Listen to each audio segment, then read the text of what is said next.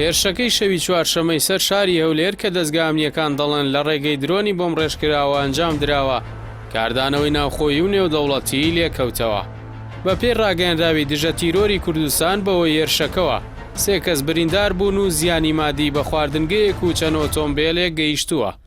پاش هێرشەکە هەردوو سەرۆکوەزیرانی عێراق و هەرێمی کوردستان پەیوەندیەکی تەلەفۆنیان ئەنجامدا و بە گوێرە ڕاگەیەنراوێکی نووسینگەی سەرۆکایەتی ئەنجومەنی وەزیرانی عێراق لە میانی پەیوەندیەکەدا کازمی ڕایگەیاندووە ئەنجامدانی هێرشەکەی سەر هەولێر بە فڕۆکەی بێفڕۆکەوان مانای سووربوونی هەندێکە بۆ درێژەدان بە لۆژیکی ئاژاوە و لێدان لە چەمکەکانی دەوڵات.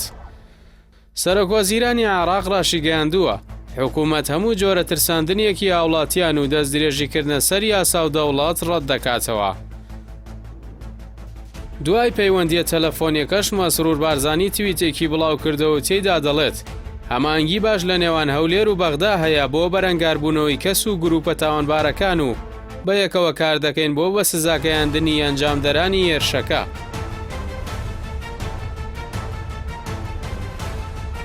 هاوکات دکتۆر بەرەم ساڵە سەرۆک کۆماری عێراق سەرۆکۆنەی هێرشەکەی کرد و ڕاشیگەیاند ئامانج لە دووبارەبوونەوەی هێرشەکان بە ئامانجگرتنی هەوڵە نیشتیمانیەکانە بۆ پاراستنی یاساییشی وڵات و هاوڵاتیان. داواشی کردەمان دژی ئەو هەوڵانە بوەستنەوە کە دەیانەوێت سەقامگیری وڵات تێک بدەن.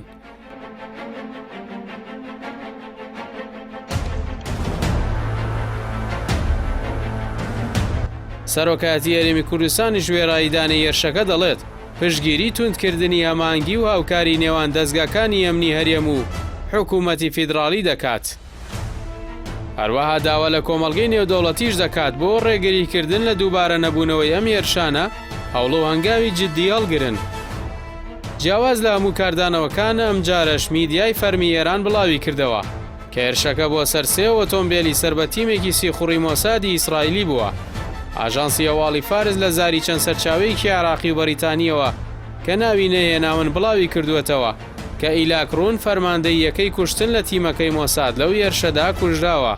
هەروەها بانگەشەی ئەوەی کردووە کە کۆنسوڵخانەی ئەمریکا و بارەگایەکی ئەمنیش کراونەتە ئامانج.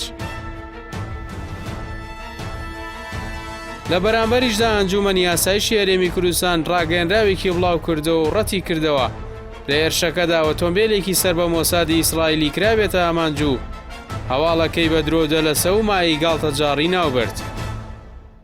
ئەنجومەنی یاساییش دەڵێ ئەو درۆنەی بۆ هێرشکردنە سەر هەولێر بەکار هاتووە لە سنووری شارۆچکەی پردێ لەلایەن میلیشیای حیزبوڵڵاوە ئاڕاستە کرا و درێژەی ئەو هێرشانەیە کە بە مەبەستی گوشار بۆ هەرێمی کوردستان ئەنجام دەدرێن.